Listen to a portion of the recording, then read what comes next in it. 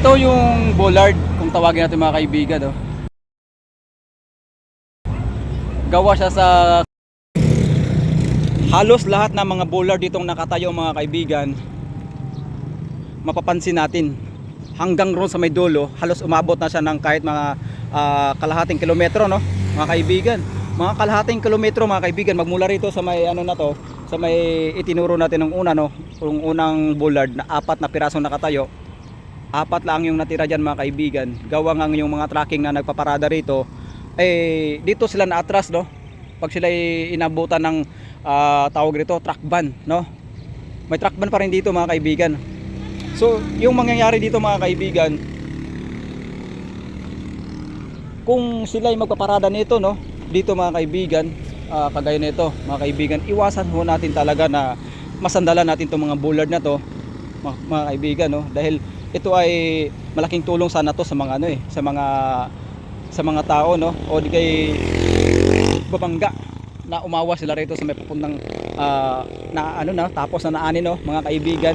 So andito pa yung mga ano na to, mga pangalawang harang, no, harang dito sa mga naglalakad dito sa footwalk na to mga kaibigan. So mapapansin din natin mga kaibigan yung pagdating natin sa kabilang bahagi ng ano na yan, ng kalsada na yun mga kaibigan, dahil ito naka 4 lanes tayo. So pangilan-gilan dito mga kaibigan nakatayo. Yan. Bali ditong bahagi na to, halos wala na to mga kaibigan, no, putol.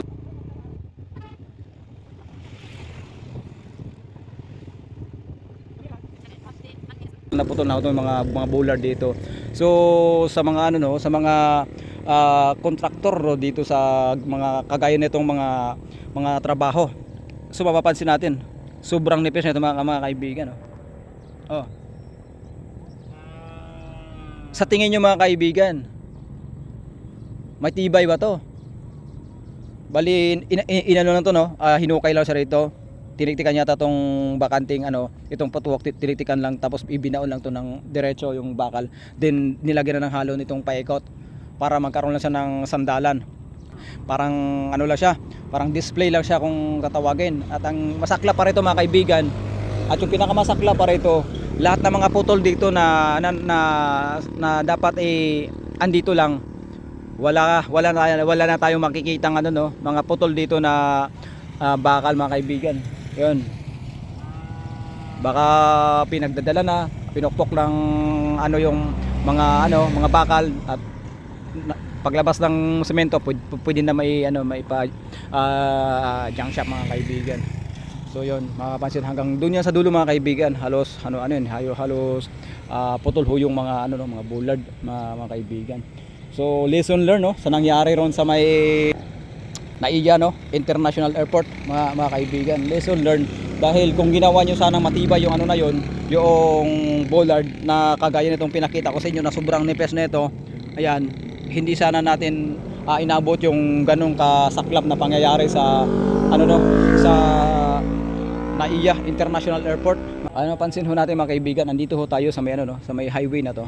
Bali ito ay diversion mga kaibigan. At dito sa banda sa may sa may likuran natin, bali ho to mga kaibigan, City Hardware to. Ayan, City Hardware to mga kaibigan. Ayan, na nakaharap daw sa may highway. Ayan, mga kaibigan. So ipapakita ko sa inyo mga kaibigan yung mga iba pang mga bollard dito, kung ilan pa yung mga nakatayo rito mga kaibigan. So let's go!